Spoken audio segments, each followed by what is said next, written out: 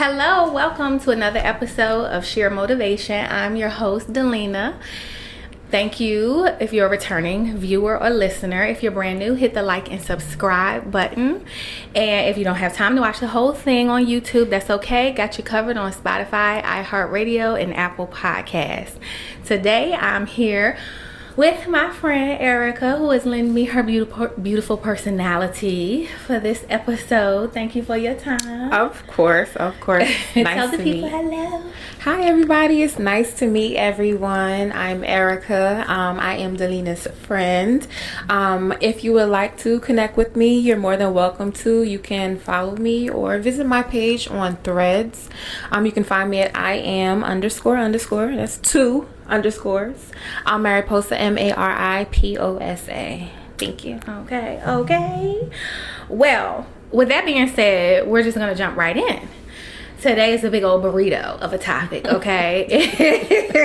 Yeah. I was like shooting some stuff to Erika. It was like, it was separate ones. She was like, I like boom, boom, boom. Let's just mash it all together. So I was like, okay, I'm with that.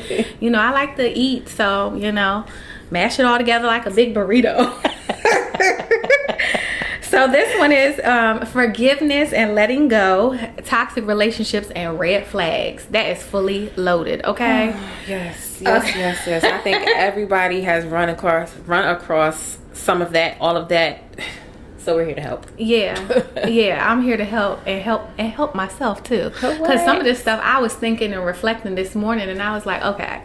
So if you don't know, because you've been living under a rock, what I decide or define as forgiveness is just letting go of the emotion attached to the particular incident. The thought of rubbing your nose in it. The thought of getting even. Yeah, because, for our listeners, you can't see my face, but my lips is curling with pure pleasure as I talk about getting revenge. Because that used to be my thing. Yeah. Yeah, I would want to rub people's noses in how much you wronged me. It made me feel good to like relive it and think about, got you again, you know?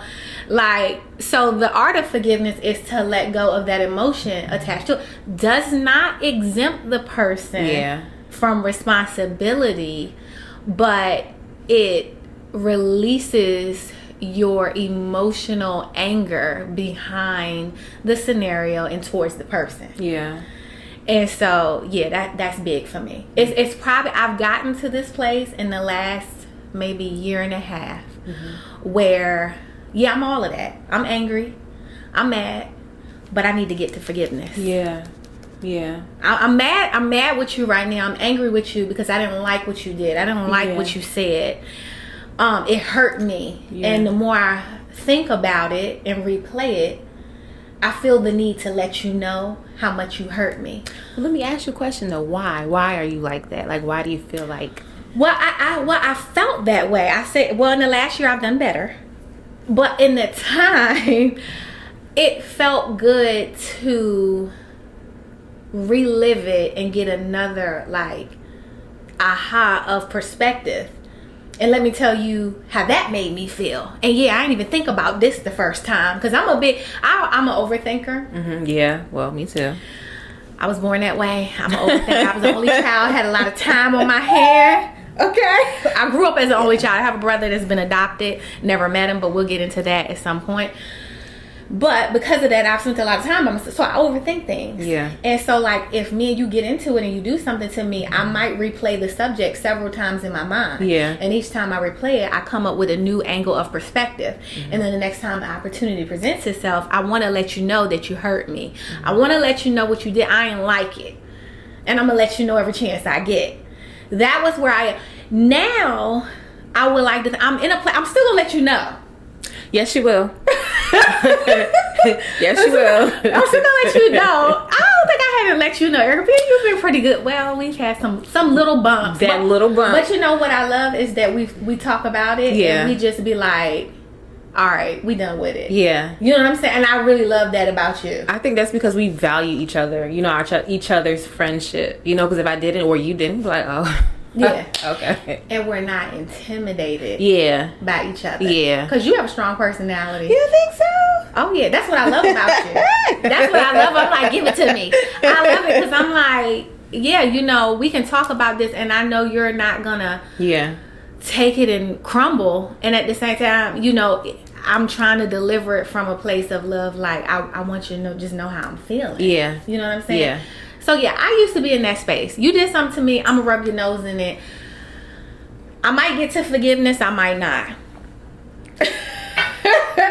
But now I'm in a place of, okay, yes, this hurt me, yes, this happened, but I need to get to forgiveness, because the longer I hold on to it, I'm reliving it, I'm hurting myself.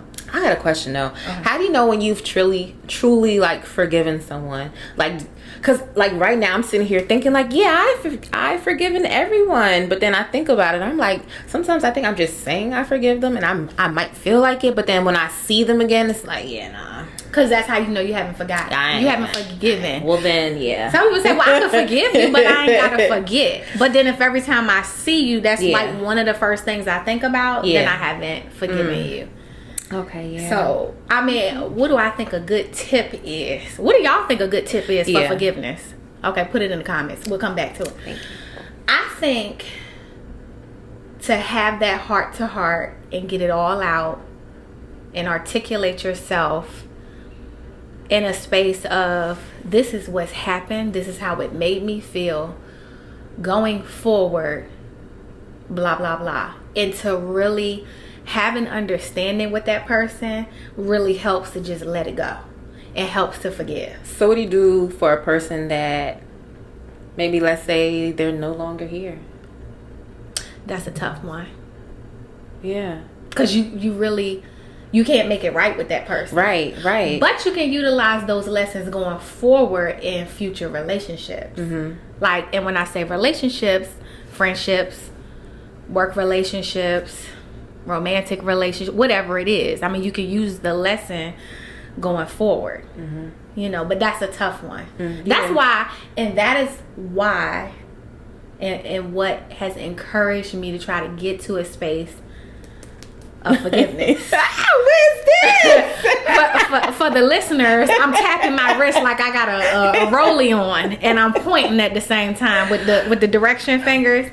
Because I got to get to forgiveness. I don't want something to happen to you on my watch and we was at odds with each other. Yeah. You know what I'm saying? So if we can work it out, let's work it out. If we can talk about it, let's talk about it. And let's come up with a new direction and just go, you know, but I got to get to forgiveness. Yeah. You know what I'm saying? I can't stay in this space with this situation, with this person like this forever. You know what I'm saying? And like, luckily forgiveness isn't like an overnight thing. It's going to take time, you know? It's going to take, sometimes it's going to take like some years, some time. You know, as much as you want to be over it, sometimes you do have those triggers, and that's another thing that you would want to work on, is those triggers, so that you can get past it. Okay, so speaking of triggers, because triggers and red flags. Do you feel like triggers and red flags are the same thing? Okay, so I'll start with me. That's a good question. Right, like, so for me, a trigger could be something from my past that maybe you have no idea about. Yeah. You know what I'm saying? And it might trigger me to go into a certain headspace, but is it truly your fault? Oh, well then yeah. You know what I mean? Yeah. But then if I tell you and you keep doing it, then it's like now I'm gonna have to put a flag on it. Yeah. You know what I mean?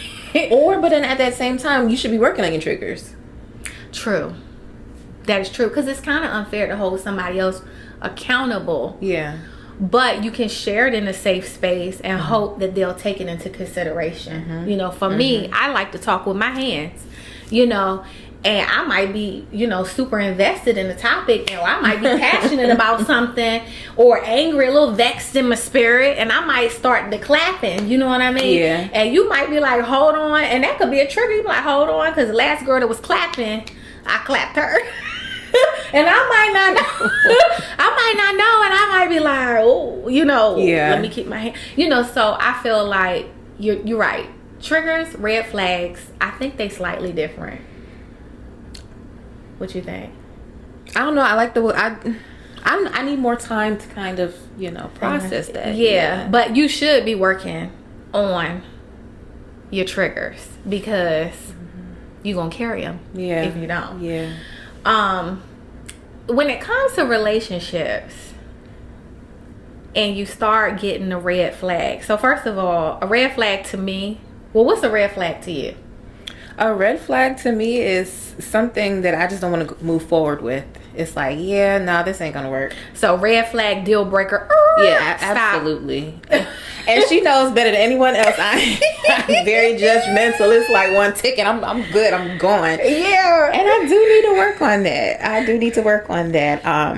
Because to me, like, it's red flags everywhere. Even though I'm still choosing the wrong people. The red flags will be there. Sometimes I see them. Sometimes I see them later down the road.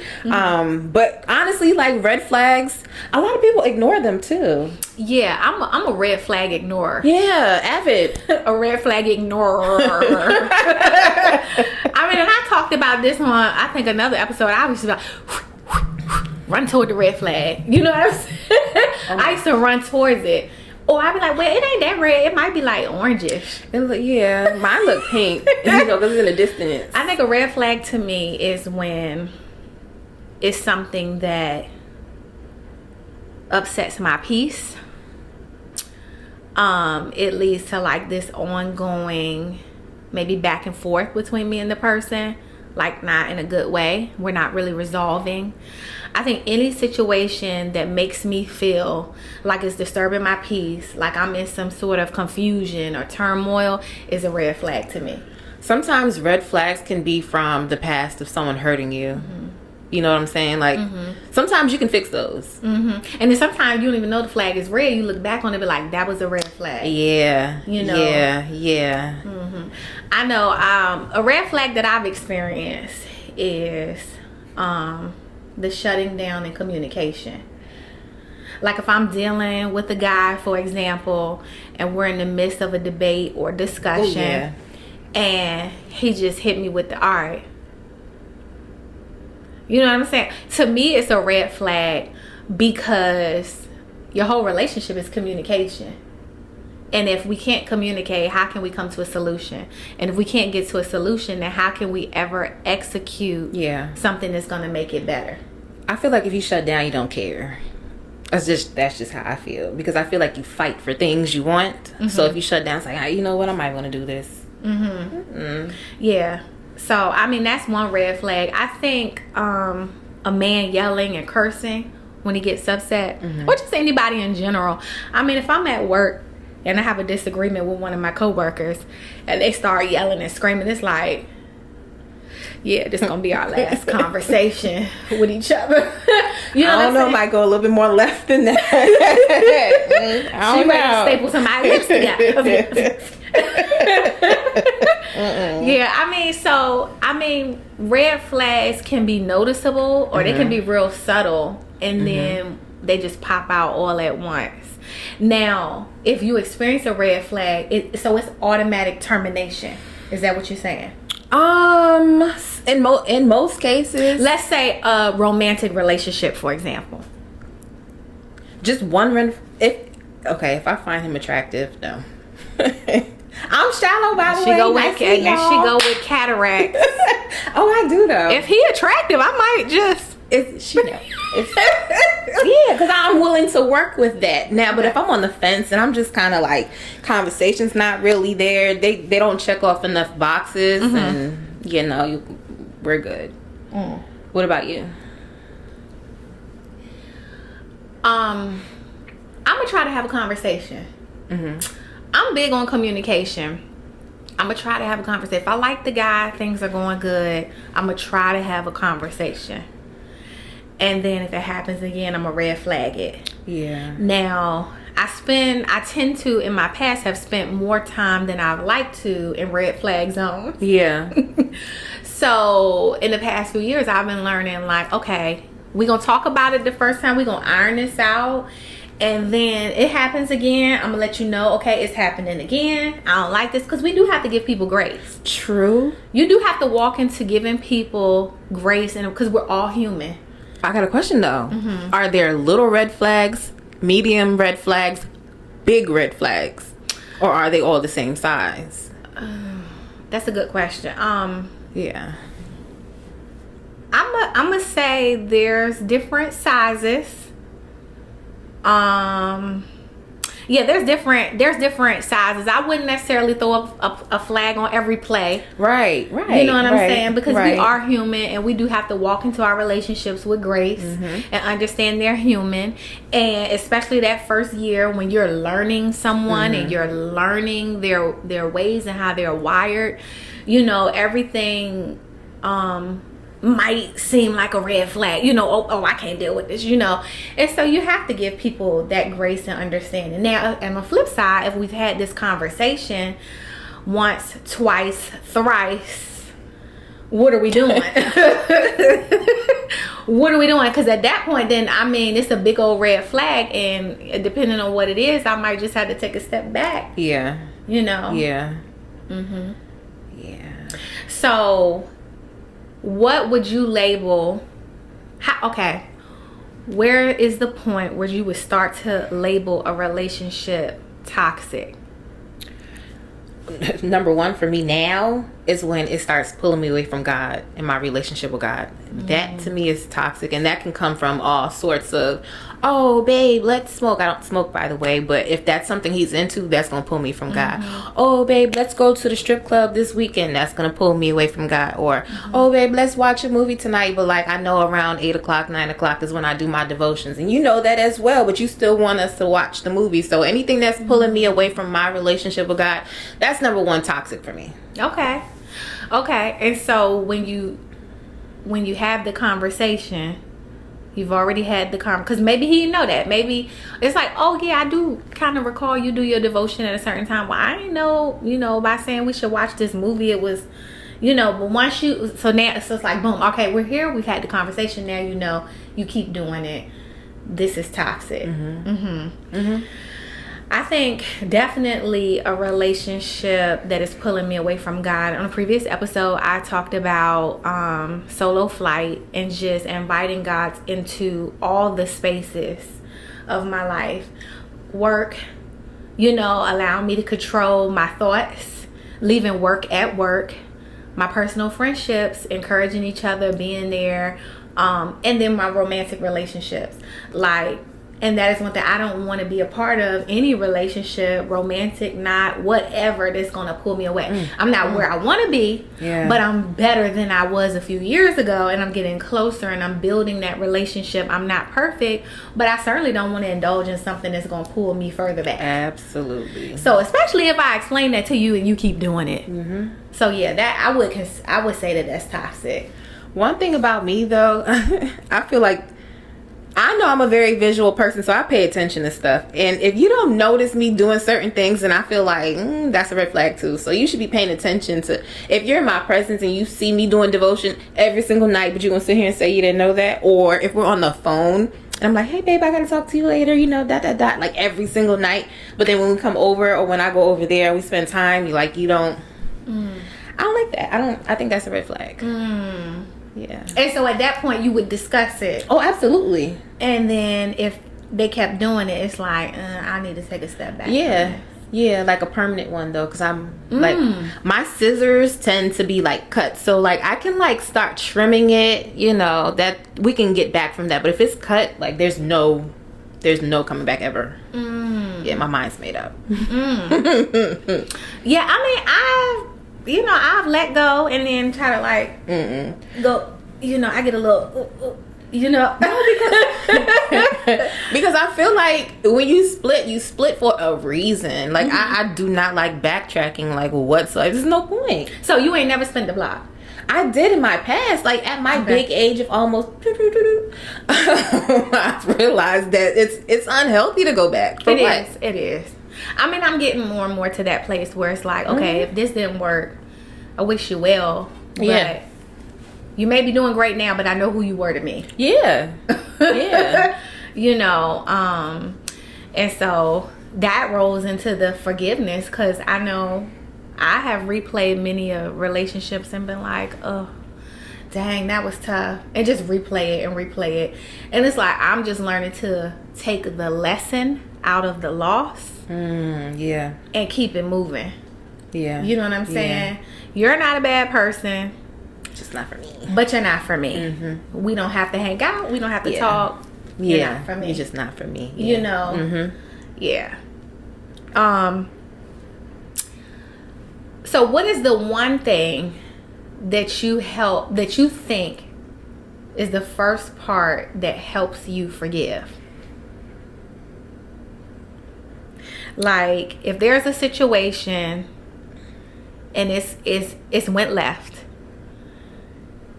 you've gotten past the anger, you've gotten past the emotions of it all, and it's like, okay, that first place where you're like making a conscious decision, okay, I have to let this go.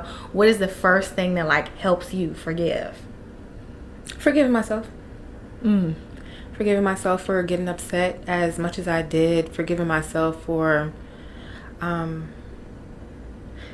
are a lot of times that God speaks and I don't listen, you know, so forgiving myself for not listening to God in that moment is really like self-reflection on the things that I allowed myself to accept, you know. And yeah, it starts with me first. Like, let me forgive myself for the decisions I made, as opposed to like, oh girl, why did you do this? Oh girl, why did you accept this? Oh girl, why did you know what I'm saying? Like, let me just forgive myself so that I can start inching to like truly forgive you, as opposed to saying, yeah, I've forgiven you, all is fine, you know, we're good, and not really be good. So like, let me forgive me first, and then I won't harbor anything in here, and then I can move forward. Yeah, I like that, because like when I go to church on Sunday, Pastor Tony always says, he's like, well, everywhere you go, there you are. You know, and so it's interesting, the first step of forgiveness, it really is to take a look at yourself and examine yourself. You know what I'm saying? I'm in this situation with my friend, or with my partner, or with my job, and first let me start with me. I could have done this differently, that differently, could have said this differently, but let me forgive myself for that. Maybe I wasn't the greatest friend. Maybe I wasn't the greatest wife. Maybe I wasn't, you know, the greatest church goer. Let me forgive myself for that and allow myself some grace and the space to learn what lesson is surrounding this. Yeah.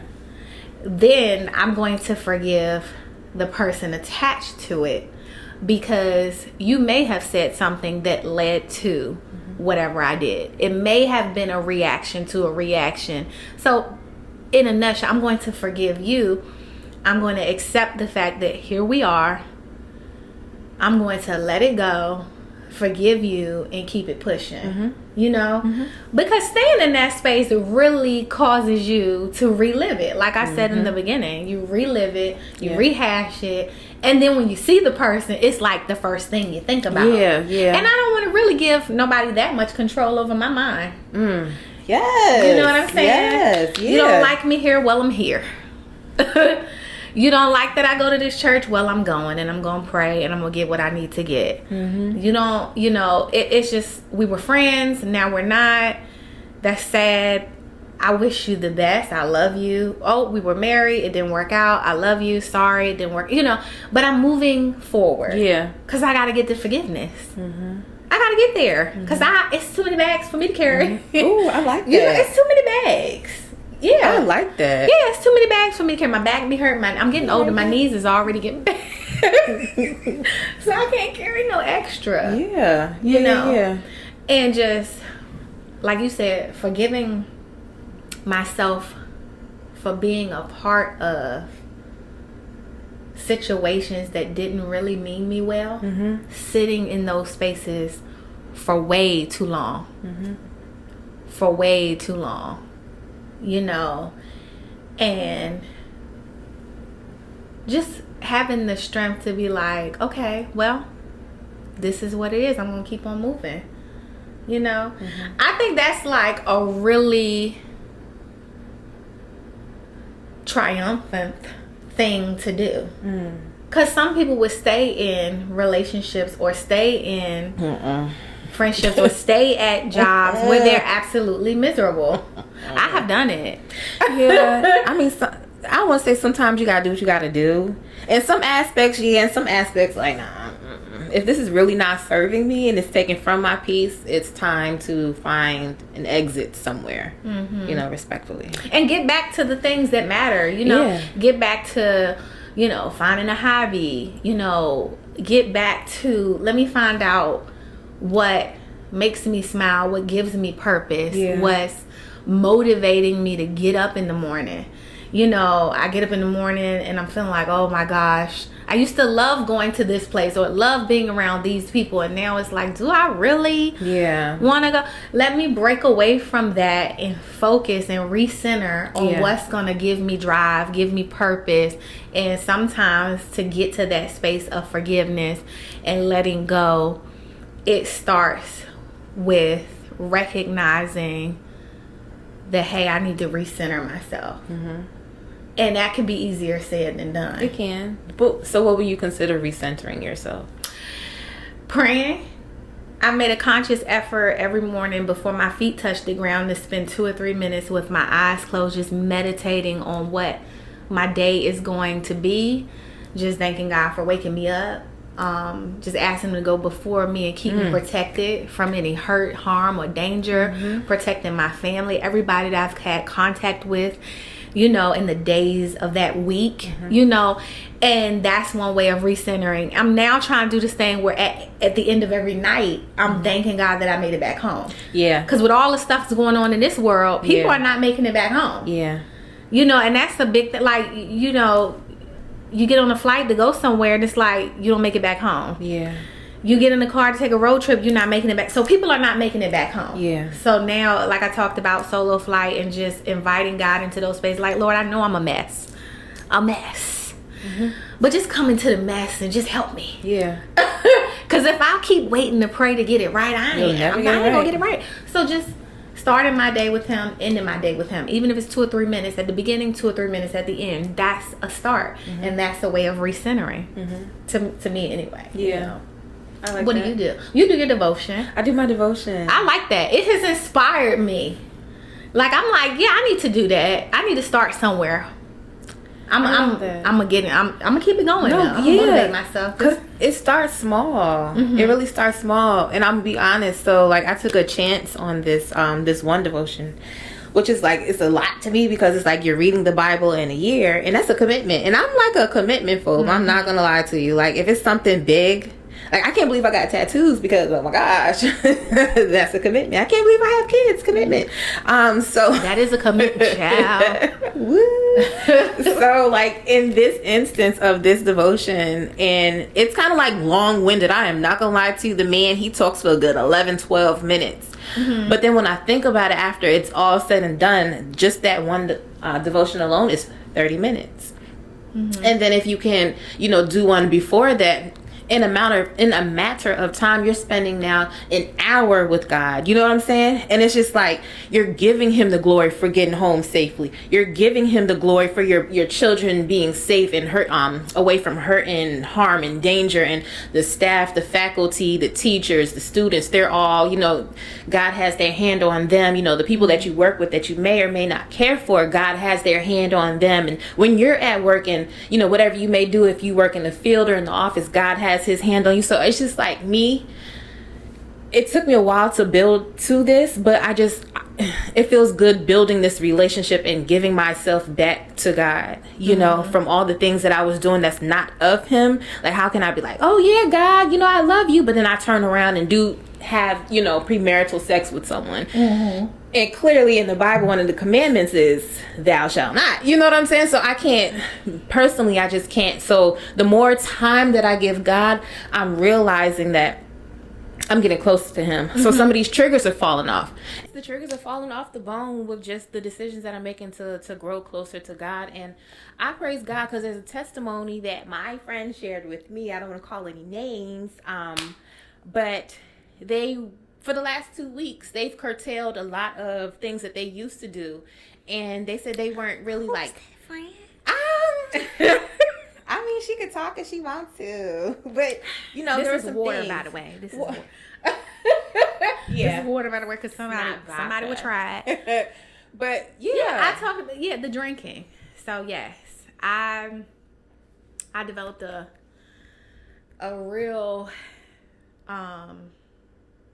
dependency on drinking, I would say. You know, I went through some things and it was really bad. Like I said, I was telling you, like I said, most people stop, you know, at the store and like, oh, do I got eggs? Do I got bread? I was like, oh, do I got a bottle of liquor at the house? That was me too. Every day I was coming home and I was getting litty. Yeah. Yeah. You know, and for me, I knew that it wasn't going to make anything go away. Yeah. But I felt like it was taking my mind, and just for those few minutes, I could just let my hair down, relax, and just not think about it. And so lately, I've been making a conscious effort to do a little better. So no, I no longer come home and pour myself a glass of this or that. Now, I would love to sit here and tell you that I stopped drinking altogether. I've not gotten there yet, but when I do, I will let you know. I still love a good glass of wine. She said yet. Right, that's hope. That means it's coming. You know what I'm saying? It's coming. Yes. You know, I would, you know, because I want to live long. I want my kidneys to function. I don't got time to be sneezing and peeing somewhere because my bladder's all jacked up. I don't even know if that got anything to do with liquor, but in my mind it does. You know what I'm saying? Like, I want to live long. I want to be pretty on the outside and pretty on the inside, and I can't do that with a colostomy bag or nothing. You know, nothing wrong with a colostomy bag. I don't want one. This is going, you know. Yeah, shout out to all the people with colostomy bags. You know, but I don't want one is what I'm saying, you know, and, you know, now I don't want to mess up nothing from the excessive drinking is what my bottom line is, you know, and so I'm trying to cut, you know, I've cut back to maybe on the weekends, a glass of wine, you know, or, you know, I might, you know, but I've come a long way. Let's do this real quick because that makes me think of when you were talking about recentering, because now you meditate to recenter. Before we would not even together, like, you know, separately, individually recenter by drinking. Mm-hmm. But can you share, if you like to share, just a smidge just to help people out? Because they're like, well, what brought you to drinking the way you did? I think for me it was like this sounds really sad, and I mean I'm gonna share it just simply because maybe it's somebody it can help. But for me, the thought of going home and drinking liquor, that was like my piece of happiness for the day. It was like if I could just make it through the day and I can get home, because nothing else is going right. Nothing else is going good in life, you know, and I know one thing for sure, I can pour me a good drink. So if I can make it through this day and get home and make the perfect drink, I just got to get through this day. That was my thought process. And I did that, for close to 2 years. I was drinking almost every night of the week, not a glass of wine. I was drinking to the point of pretty tipsy. So much tipsy, one night I like passed out in my living room. I was drinking every night like that. And so, what was your original question? My bad. I'm getting all emotional. Just like, that's the reasoning. Yeah, the reason why you started drinking excessively. Yeah, I think everything was just going left. And it was like beyond my control. But I could control getting alcohol. I could control making a good drink. I could control the fact that I knew that hour and a half that I was getting litty, I wasn't going to be thinking about nobody, no one, and no circumstances. Yeah. And to have that sort of control made me feel good. Yeah. You know? Mm-hmm. And so, I had to get to a space where I was like, okay, this ain't it. I mean, because I'm going to drink myself into a colostomy bag. I'm a or kidney failure or whatever, you know. And so I was like, okay, I got to do something, you know. And that's when I started to, even in my drunken stupor, when I collapsed and I came to, right? Because I passed out and I came to, and I was saying the 23rd Psalms, the Lord is my shepherd. It was like I didn't miss a beat, a word, or nothing. I was just like, oh, okay, I'm alive. Yeah. And then I just started saying, the Lord is my shepherd. And I just started reflecting on that prayer. I shall not want. I shall not want. I don't even want this liquor. I don't need this liquor, but I want this liquor, but I don't want. And I just still started. Even though I was toasty, I still, and it's a testament to, even though I was laying there in my drunken stupor, God was still whispering my name. When I wasn't even thinking about him. In essence, I was killing myself with liquor, but he's like, I still want you. That's why I said I can't wait to start praying to get it right. I have to forgive. I have to let go. If I notice red flags that are attached to lessons that I've learned before, let's not repeat it. Let's accept the lesson and keep it pushing. Let me cut ties with some of the things that I know are not right. Yeah. And so that was the beginning of the snowball. Oh my gosh. I hope this is helping the listeners, I hope so too. Everybody, because it made my soul feel a little light just now. Yeah, I mean, I wasn't even expecting to go there or be that transparent, but that's where it took me, I don't know, maybe it'll help somebody. What are some things that you guys notice as red flags? What is something that you guys have done to forgive someone? What are the lengths you went through, the emotions? What is that one thing that, maybe it's a family member you didn't talk to for years, but what's that thing that made you be like, I'm going to forgive you? Maybe a friend that did you dirty, maybe a coworker that sliced you, maybe a failed relationship, but where is that, or what is that thing that you did to help forgive? Think about it, reflect on it, leave it in the comments. Don't forget to hit the like and subscribe. Thank you so much for watching, Erika. Thank you. Hopefully we'll see you again. I mean, I think I do like you guys, and I like you. I like you too, my sister. Of course. Thank you for having me.